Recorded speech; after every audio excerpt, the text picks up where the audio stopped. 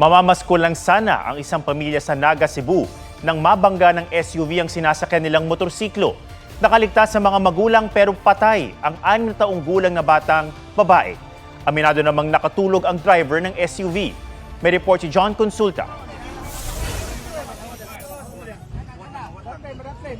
Halos pumasok na sa loob ng isang bahay sa Naga, Cebu ang itim na SUV. Madaling araw nang araruin ng SUV ang nakasulubong ng motorsiklo. Sakay ng motor ang mag-anak na mamamasko lang sana noon. Sa lakas po ng impact ay tumalsik po ang mga pasahero. Sugatan ang mag-asawang sakay ng motorsiklo. Kritikal ang tatay. Habang ang anak nilang 6 na taong gulang nasawi sa aksidente. Ako nga po may grabe kay pag nabungkag ang lawas. Gidarom ganyan. Desidido ang kaanak ng mga biktima na magsampa ng kaso. Humingi naman ng tawad ang 21 anyos na SUV driver. Aminado siyang nakatulog dahil sa pagod sa lamay at sa libing ng kanyang ina 2 araw bago ang Pasko. Sorry kayo nga wala na po natuyo kay disgrasya rato. Ligtas naman ang mga pasahero niyang tulog din noon sa biyahe. Inihahanda na ang kasong reckless imprudence resulting in homicide, physical injury, and damage to property laban sa SUV driver. Sa Mabini, Davao de Oro, mag-a-outing naman sana sa beach ngayong Pasko ang 15 magkakaanak na yan. Pero bumangga sa Center Island ang sinasakyan nilang pick-up. Dead on the spot ang isang babae. Sugatan ang iba pa, kabilang ang ilang bata. Hinihintay pa ng pulisya kung magsasampa ng kaso ang mga biktima laban sa driver na kaanak din nila. Sa Cagayan de Oro City, dead on arrival ang 52 anyos na pedestrian matapos mabangga ng motorsiklo. Hindi nagbigay ng pahayag ang rider, pero umamin ito sa mga pulis na nakainom at galing sa pagsalubong sa Pasko. John Consulta, nagbabalita para sa GMA Integrated News. Imbis na magdiwang ng Pasko, naglinis ang ilang taga-Albay na binaha kasunod ng malakas na pag-ulan. May ibang taga-Aurora naman na inabutan ng Noche Buena sa daan matapos tumaas ng tubig sa daraanan nilang ilog. May report si Jamie Santos. Besperas ng Pasko, nahulog ang kotseng yan habang tumatawid sa spillway sa Santa Cruz, Marinduque. Tulong-tulong ang rescuers at volunteers para maiangat ang kotseng may sakay na pamilya. Kwento ng driver at anak, natangay sila ng ragasan ng tubig. Patuloy pang pinaghahanap ang isa nilang kasama. Sa Legazpi City, Albay, imbis na paghahanda sa Noche Buena, sa pagtataas ng mga gamit naging abala ang mga residente. Matindi rin ang pag-ulan sa bayan ng Santo Domingo. Pinasok din ng tubig ang fire station ng Ragay sa Camarines Sur. Pati ang kulungan ng baboy sa Lupi. Sa Catanduanes, kabi-kabilang landslide ang naitala. Nagkabitak na rin ang bahagi ng Sampaloc-Lucban Road sa Quezon. Tuluyan na pong nasira ang aming karsada. Ito po, oh. Wala nang makakadaan ditong malalaking sasakyan. Stranded ang ilang motorista. Kaliwat kanan din ang pagguho ng lupa sa mga bayan ng Real at Infanta. Sa Laguna, binaha ang ilang bahagi ng Fami, Paete, Santa Cruz, Victoria at Los Baños. Sa Dilasag, Aurora, sa daan na inabutan ng Pasko ang ilang motorista. Stranded sila matapos tumaas ang tubig sa dadaanan nilang ilog. Halos 16 na oras daw silang naghintay na humupa ang tubig. Ayon sa Pag-asa, posible pang tumagal hanggang bukas ang maulang panahon sa buong bansa.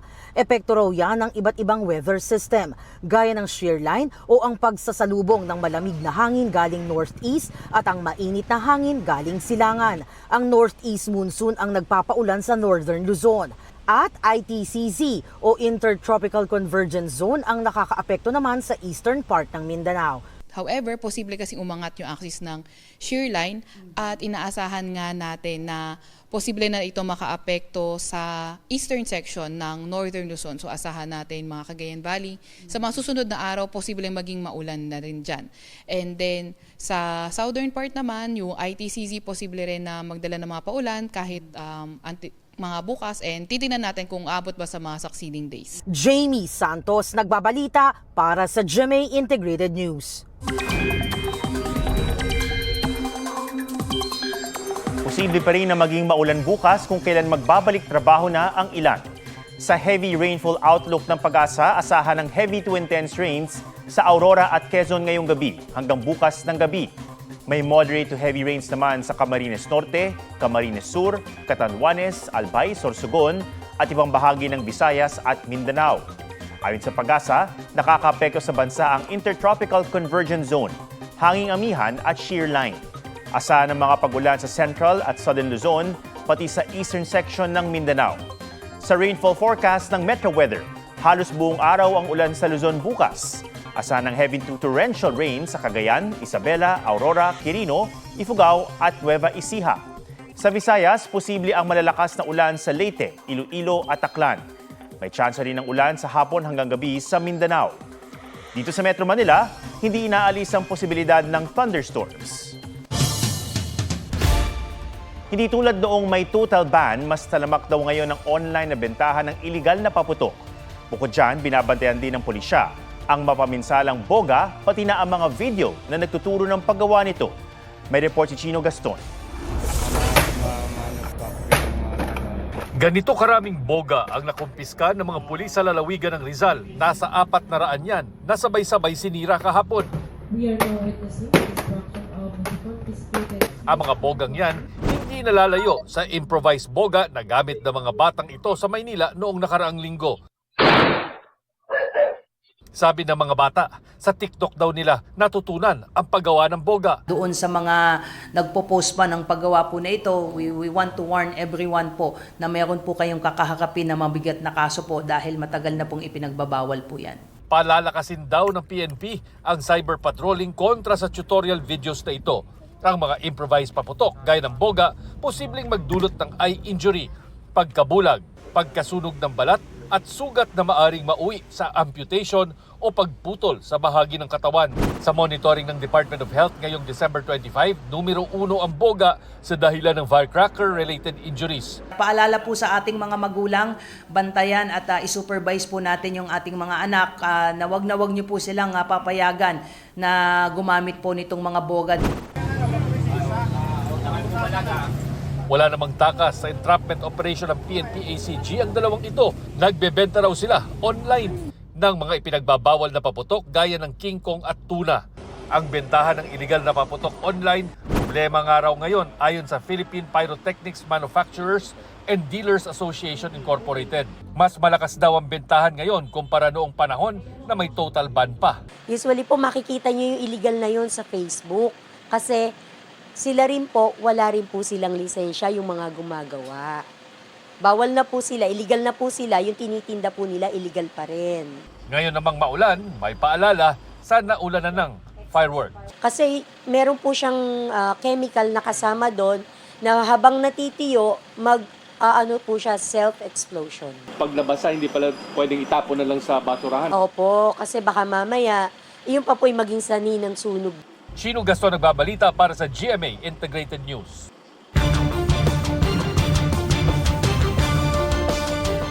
Huli kamang pagtakas ng isang itim na pickup na ginulungan niyang rider sa Bacoor, Cavite.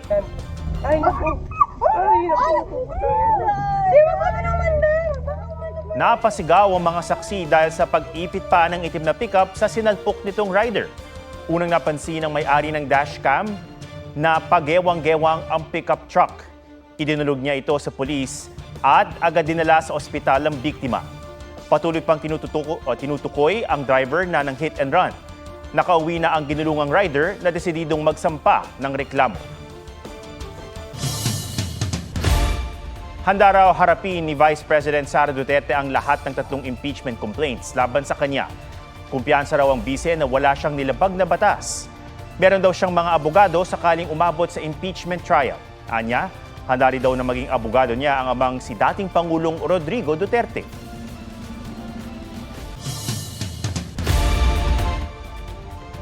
Hindi natinag ng maulang panahon ang mga gustong magsimba at mamasyal sa Antipolo ngayong araw ng Pasko. May live report si Von Aquino. Von? Atong buhay na buhay ang Paskong Pinoy dito sa Antipolo City mula sa pagsisimba sa mismong araw ng Pasko hanggang sa pamamasyal kasama ang buong pamilya.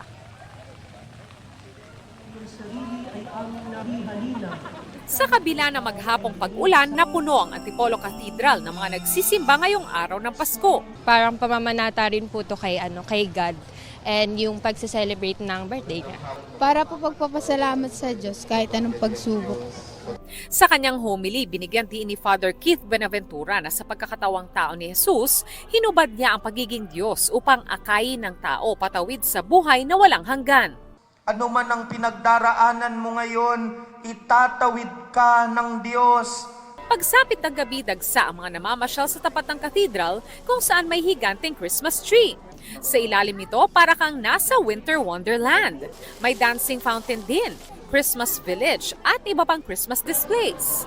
Masaya po kasi magkakasama po kami. Pag umuulan, biyaya sa atin yun eh. So like yung pagsilang ni Christ, I think biyaya sa atin yun. At syempre, pag sinabing Antipolo, suman at kasoy ang isa pang dinarayo. Okay lang man po ma'am, kahit medyo maulan, kahit paano meron po namang benta. Atong tumila ng ulan dito at napakalamig din ang simoy ng hangin, kaya naman sinasamantala ng ating mga kababayan ang pamamasyal dito sa tapat ng katedral. Atom? Maraming salamat, Von Aquino. Literal na White Christmas para sa pamilya ni Bea Alonso. Nag-celebrate sila sa Andorra, isang bansa sa Europe. Ibinahagi ng Widow's War star ang ilang mga pictures kasama ang kanyang buong family habang ine-enjoy ang snow.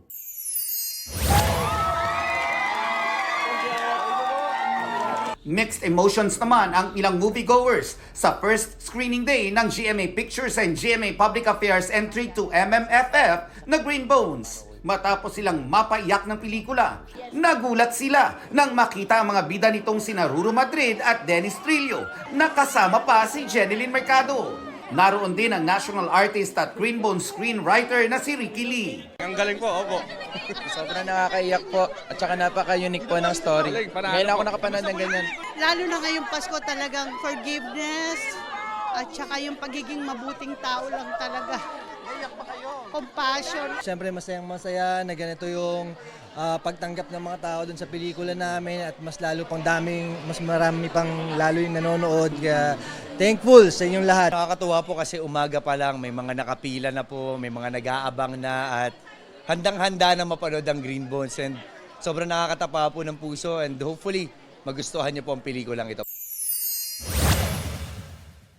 Mariah Carey, may special Christmas greeting naman sa Pinoy fans ngayong Pasko. Last September, may pa-special mention din ang international pop superstar sa Filipino Lambili na maagang nagse-celebrate ng Pasko. Pina-K-League naman ni BTS J-Hope ang ARMY sa kanyang Happy Holiday greetings. Nelson Canlas nagbabalita para sa GMA Integrated News. Maligayang Pasko mga kapuso! At para masdaman nyo ang Pasko, narito ang ilang himig Pasko hatid ng mga inilevel up ang pangangaroling. Pusuan na yan sa report ni Joseph Moro.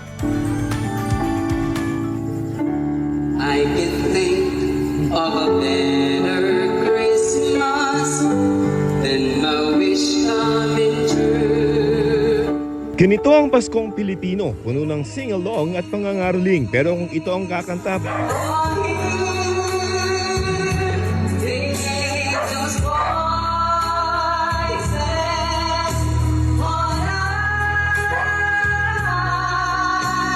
parang biglang may pa-concert sa tapat ng iyong bahay. Bitbit kasi ni Daniel Abarico ang malaking speaker at mikropono at ang ilang nakantahan niya tuwang-tuwa sa kanyang birit. Sukay na rin siya ng mga singing contest kaya performance level ang pangangaroling. Ay dumarating na ang bawat isa'y para bang namong problema. Para ka namang hinihele ng mga seminaristang ito ng St. Benedict Diocesan Seminary. Kaya hindi lamang basta dama ang Pasko, dagdag pa sa lamig ng panahon, ang lamig ng boses nila may sayaw pa. Mula Limanan, Camarines Sur, dumayo sila sa Maynila para mangaroling at kapag narinig na sila, mga pastor sa sapsapan ay napupunan. parang dinalaw ka na rin ng mga kumakantang anghel. Maligayang Pasko, Joseph Morong, nagbabalita para sa GMA Integrated News. Huwag magpahuli sa mga balitang dapat niyong malaman. Mag-subscribe na sa GMA Integrated News sa YouTube.